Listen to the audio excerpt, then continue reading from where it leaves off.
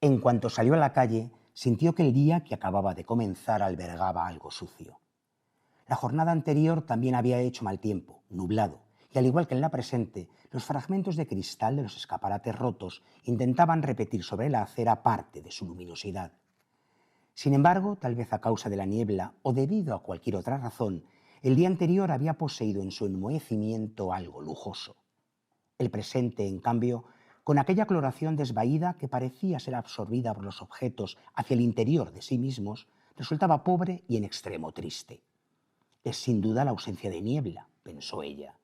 Se trataba del principio del velo, que resalta el atractivo del rostro de una mujer y que al parecer era igualmente válido para la imagen de un día.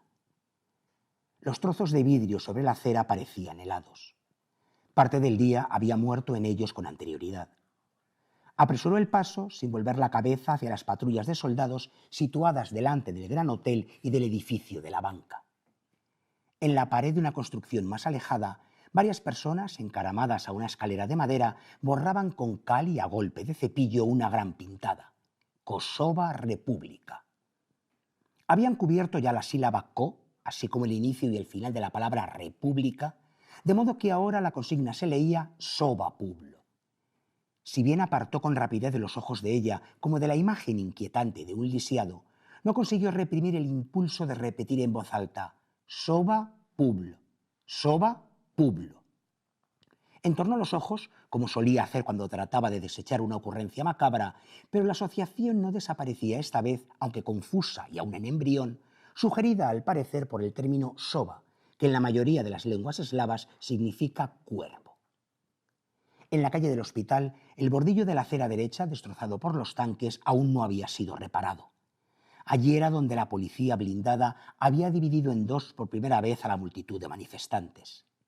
Todavía podían verse las huellas de las cadenas sobre el asfalto. Aceleró el paso. Tenía la impresión de que todo aquello ya no eran sino hojas secas y podridas procedentes de otro tiempo. Las veladas musicales, las películas, los cumpleaños, los domingos habían dejado de existir.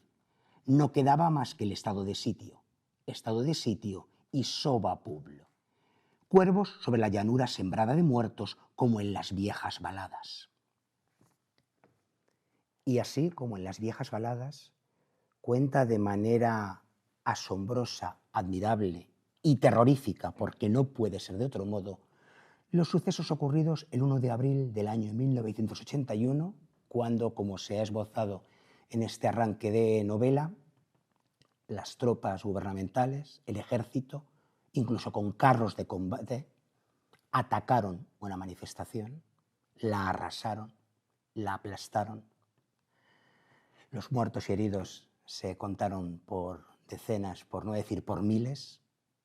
Aquello apareció en la prensa internacional, pero al igual que ahora, parece que no conmovió, que no removió, que no indignó lo suficiente. Menos mal que hay gente como Ismail Kadaré, que lo deja plasmado, negro sobre blanco, para que, aun leyéndolo ahora, nos parezca, nos sienta y lo vivamos tan cerca, tan de lo que sigue sucediendo, tan de lo indignante que es que la gente simplemente pida un mínimo de libertad, un mínimo de poder expresarse, un mínimo de poder ser quienes quieren ser y no quienes les han obligado a ser, y se les reprima, se les asesine, se les aplaste. Es increíble leer a Ismail Kadaré porque te lleva hasta el corazón de la tragedia y lo cuenta con palabras muy claras, con un aliento poético que no deja de ser, o precisamente por eso, más doloroso, más triste y más deleznable, porque es esa historia universal de la infamia que acuñó el maestro Borges, que sigue escribiendo páginas y páginas. Hay que seguir leyendo a gente como Ismail Kadaré, porque hay que seguir plantando cara a los que intentan, a los que consiguen oprimir, a los que asesinan, a los que, hay que decirlo así, si os da miedo, lo siento, si os sentís atacados por algo será precisamente a los que cometéis genocidios día tras día, consentido y aplaudido por muchos, aunque sea con el silencio, aunque sea con la indiferencia, aunque sea con el mirar para otro lado. Todo lo humano nos atañe. ¿Por qué no van las campanas? Pues a veces por los personajes de El cortejo nupcial helado en la nieve. Y es que hay que hacer memoria, es que somos memoria. Va a decir uno ya que va mirando más hacia atrás que hacia adelante, que es por lo que queda, hay mucho camino recorrido. Pero es maravilloso poder hacer esa memoria, la memoria de los tuyos, la memoria de tus gentes, la memoria de los que te precedieron, la memoria de aquellos libros escritos hace años, hace décadas, hace siglos, la memoria en general, la memoria colectiva. Pero es verdad que la memoria siempre, también lo decimos y lo sabemos, ¿verdad?, es traidora. La memoria es a veces un consenso, pero no es real o no pasó así. Yo lo recuerdo así, pero ¿cómo lo recuerda usted?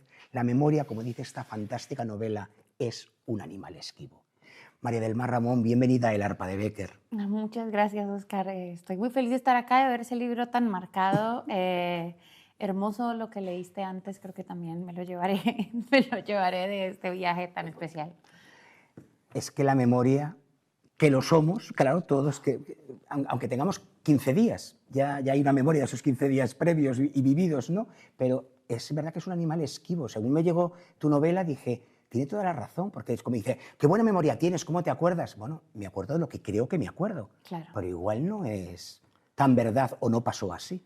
Claro, yo creo que la novela o la idea de la novela es justamente confrontar esa noción que tenemos de verdad a partir del recuerdo, ¿no? Y que pensamos porque no tenemos otra alternativa. Claro. Es cierto que es una especie de tragedia, lo atrapados y atrapadas que estamos en nuestro propio recuerdo y en la sensación de que es totalmente infalible y que justamente cuando se contrasta con otras personas que estuvieron ahí, encuentras ciertas fisuras y lidiar con esa fisura, lidiar con esa grieta, es algo que a este personaje le cuesta mucho, mucho trabajo, pero que creo que igual es algo con lo que uno tiene una relación conflictiva en lo personal en distintos momentos de la vida, ¿no? Hay recuerdos con los que uno está mucho más dispuesto a negociar que otros. Hay otros recuerdos, hay otras personas que interpelan un recuerdo con las que una no está dispuesta a negociar su propio recuerdo, ¿no? Y eso es bastante curioso. A mí pues es algo que me obsesiona mucho. Te contaba algo antes de comenzar el programa y lo voy a compartir, por supuesto, con los espectadores, aunque muchos de ellos, sé que por redes sociales ya lo saben. Tuve que leer tu libro, lo empecé muy pocos días después de la muerte de mi madre. Y tu libro habla de un duelo, de cómo se afronta el duelo, de cómo se encara el duelo, y toda la memoria que provoca, despierta o a la que te enfrentas. Obviamente no les deseo que tengan que vivir el libro en esas circunstancias, pero es cierto que me ha valido para aún latir y palpitar mucho más con lo que le ocurre al personaje.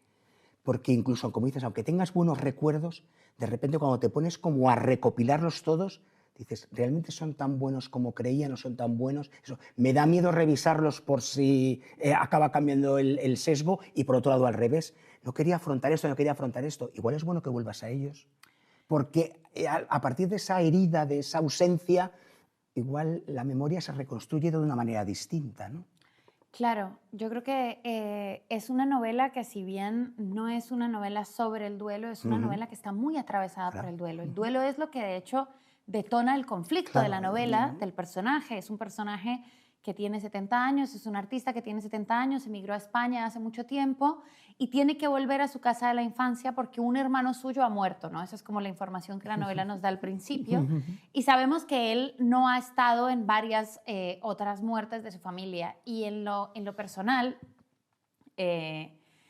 yo quería abordar o quería escribir mucho sobre el duelo, que era algo que me había pasado desde mi novela anterior, que estuvo muy atravesada por la muerte de mi papá hace algunos años, pero yo soy una novelista y no me siento cómoda escribiendo, ya no me siento cómoda escribiendo en primera persona, ¿no? El terreno en el que me siento más cómoda y en el que más disfruto de la escritura es la novela, ¿no? Y creo que esta novela me prestó un espacio hermoso para hablar de algo muy doloroso como la muerte, pero para poder narrar la belleza que tiene a veces la muerte y cuando uno acompaña a morir a quienes uno ha amado, ¿no? Y hay un momento de Y si uno tiene la suerte de que eso no sea una situación prematura, a pesar de que siempre sea dolorosa, hay un momento de intensa generosidad que se da alrededor de alguien que está a punto de morir y de intenso amor. Y es algo muy esquivo, como la novela, ¿no? Es como un minuto de un brillo muy agudo en un momento muy triste. Y a mí eso me había impresionado mucho y yo quería narrarlo, pero no sabía cómo y no sabía cómo tramitarlo. Y un poco esta novela me prestó el espacio para hablar de ese costado tan agridulce que tiene a veces la muerte y poder como desplegar también esa contradicción entre belleza, nostalgia e intenso dolor que es acompañar a un padre o a alguien a quien uno ha amado a morir, que es algo que desafortunadamente tienes muy reciente. Tengo, también te lo contaba antes de comenzar, la fortuna de haber heredado la pasión por las palabras, por las narraciones, por los cuentos, dicho así, gracias a mi abuela, que nunca me leyó uno, pero me contaba muchos por las noches. Pero vosotros, los colombianos, tenéis algo especial y particular con la narración. O sea, ¿por qué narráis todos tan condenadamente bien? Muchas gracias. Lo lleváis en el ADN. Pues sí, hay algo para mí, ojalá, ¿no? Que haya un terreno allanado por el ADN. Esta fue una novela que a mí me tomó mucho trabajo con el lenguaje, pero lo que dices me hace pensar en algo muy lindo, porque el estilo de un autor y de una autora es algo muy complejo de definir. A mí me resulta algo muy complejo de definir. Mucho. Y yo siendo una autora joven y además soy muy insegura, ¿no? Entonces a veces me dejo llevar y digo, no, lo que está de moda es la oración corta, limpia, ¿no? El punto seguido, la oración un poco más estéril.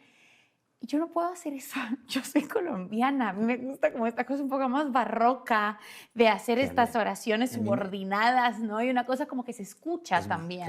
Claro. Uno no habla sujeto, verbo y predicado, nunca. Claro, ¿no? Y yo peleé mucho con eso en mis libros anteriores y en este dije, no, ya está. Yo me entregué a la tradición García Márquez, ¿no? Como esta cosa, con mucho placer. Y entendiendo también que los autores y las autoras, nuestro estilo es algo que o convoca o que hay gente a la que no convoca, y eso también está bien, ¿no?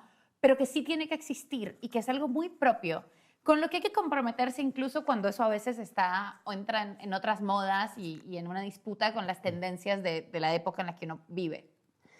Citas a García Márquez, claro, si hablamos de Colombia, hablamos de narradores, es obvio, pero yo pensé en García Márquez desde la primera frase, no por lo que puedas pensar, ni por supuesto por colombiana, sino porque García Márquez comenzó sus memorias, Vivir para contarla, diciendo, mamá vino a buscarme para ir a vender la casa.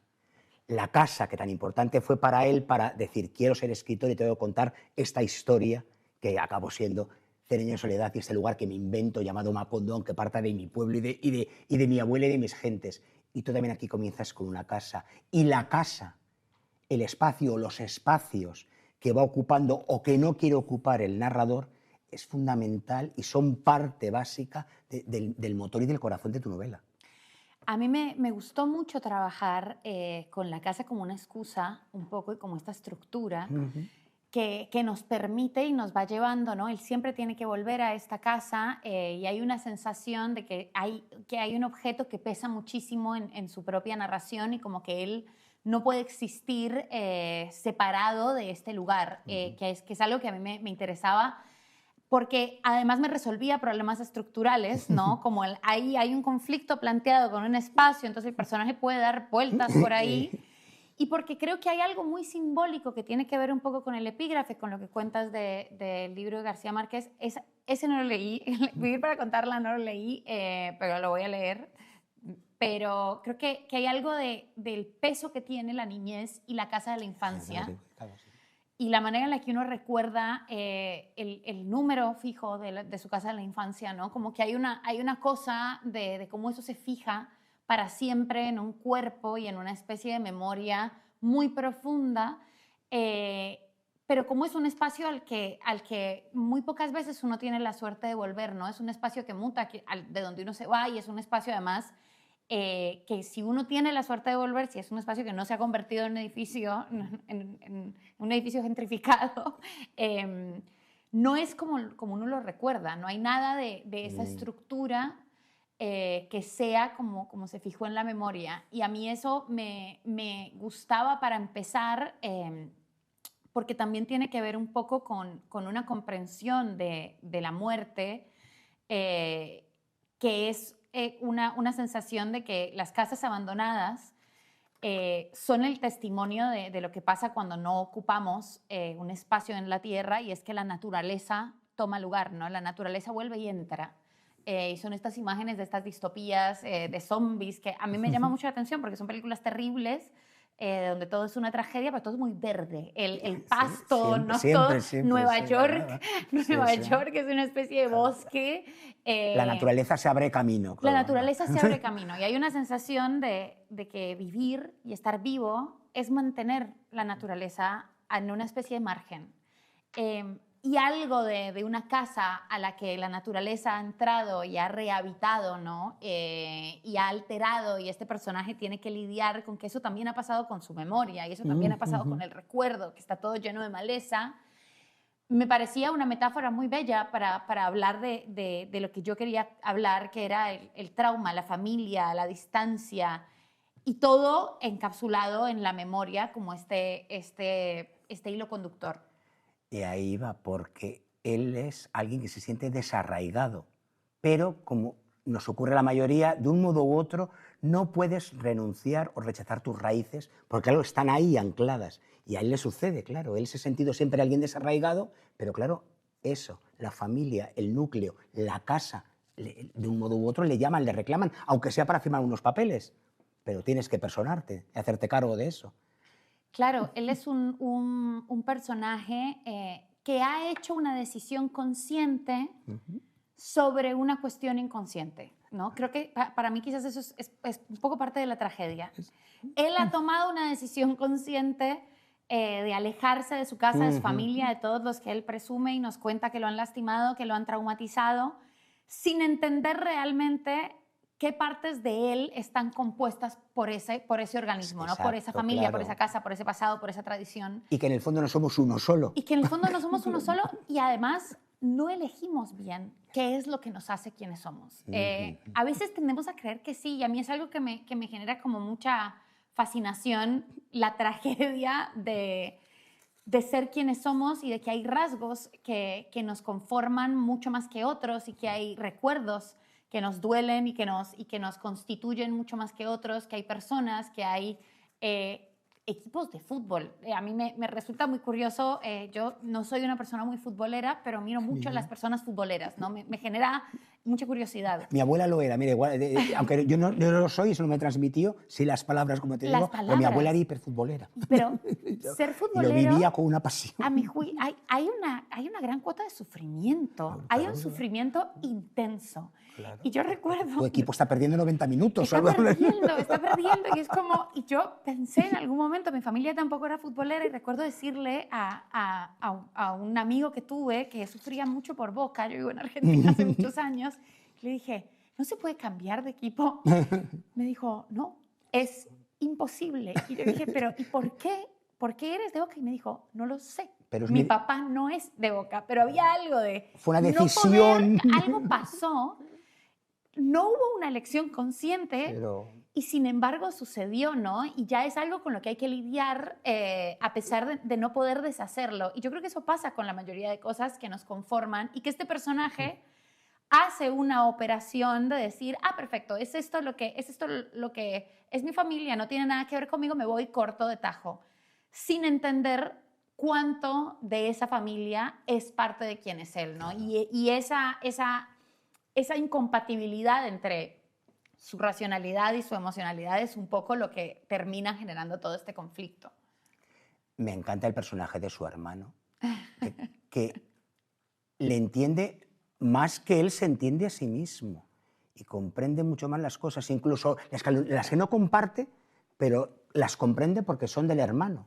Es fantástico ese personaje, siempre entra como a aportar paz, a aportar claridad, y sobre todo eso, a reasentar a los personajes hasta la vida. Es un personaje muy dulce. Yo quería que la novela, como el narrador de la novela, es un personaje tan odioso al que uno odia y ama, ¿no? En momentos, y se siente cruel y secretamente identificado, ¿no? Con momentos del personaje en el que uno dice, no puedo sentirme identificada con este monstruo. Es como esta persona horrible hace cosas que yo he pensado, ¿no? Y yo quería que existiera como este contraste también muy sesgado, porque como el narrador es este personaje, exacto.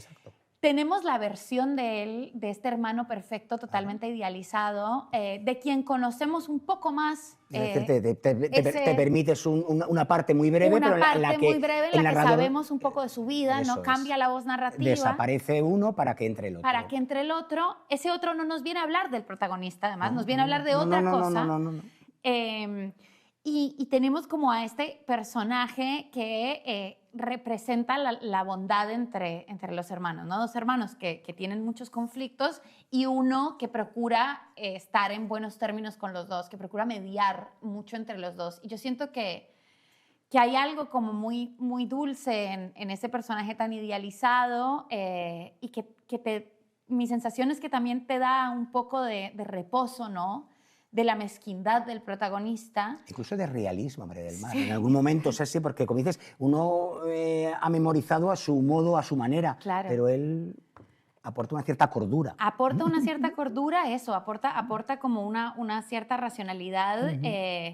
Y es este personaje muy entrañable y muy dulce, al que uno quisiera abrazar, además porque es el que sufre una muerte aparentemente muy prematura y que hay cierta noción de injusticia de pensar, bueno, es el bueno y muere primero, ¿no? Es el bueno de todos y muere primero, que también era como una sensación que daba la novela. Y estos personajes, a mí me gustaba dar ese contraste moral entre un personaje tan moralmente complejo como el narrador, que dialogara con lo que él piensa que es este tipo correcto y perfecto. Nunca llegamos a saber todo eso, sabemos una parte, pero sí como esta idea de este hermano grandioso que ya no está, ¿no? Y hay algo de esa idealización que se produce por esa muerte. Eso me gusta mucho y por eso creo que la he vivido, más allá de lo del duelo por mi madre, tan intensamente, porque escribes con mucha verdad, porque no das ni buscas respuestas, simplemente te planteas preguntas como el personaje y como cualquiera, y luego cada lector irá encontrando o no sus respuestas. A mí me interesa la literatura para eso, y me tomó 3 novelas alejar mi posición de lo que estaba escribiendo. O sea, desarraigarte tú. Desarraigarme yo de la novela. Siento que esta es en la que más logré no bajar una línea, no bajar una directriz moral, porque a nadie le importa lo que yo pienso del personaje. Yo soy una autora y de hecho nadie me pregunta, ¿no? Como uno piensa, esa pregunta es irrelevante y no hace falta pensar o pensarnos cuando estamos escribiendo y pensarnos como autoras en relación a cómo nos verán como autoras quienes nos leen. Creo que ese es un error de estos tiempos también, en el que tenemos tanto acceso a los autores y a las autoras.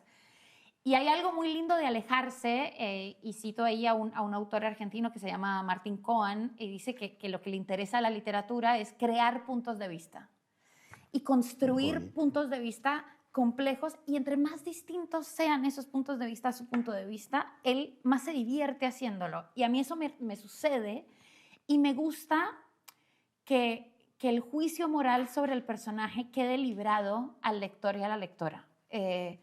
Me gusta la incomodidad de poner a personajes que todo el tiempo están en contacto con sus pasiones más bajas, ¿no? De hurgar mucho sobre esa pasión baja, sobre la envidia, sobre el rencor, sobre el miedo, sobre la mezquindad, pero narrarlo desde un lugar que no busca moralizar y por tanto genera, o mi sensación, y según lo que he escuchado, es que genera cierta comprensión, ¿no? Como, y a mí ese juego me divierte. Me gusta pensar que las personas que leen mis novelas, especialmente esta, se sienten identificadas con personajes muy feos, porque a mí me gusta como una sensación de no es tan difícil lastimar a otros, ¿no? Ser consciente de ello. Y ese ejercicio de conciencia y y que tengas la pregunta, ¿no? Y que quede todo el tiempo librado a la lectora o al lector, ¿este tipo es buen tipo o este es un mal tipo?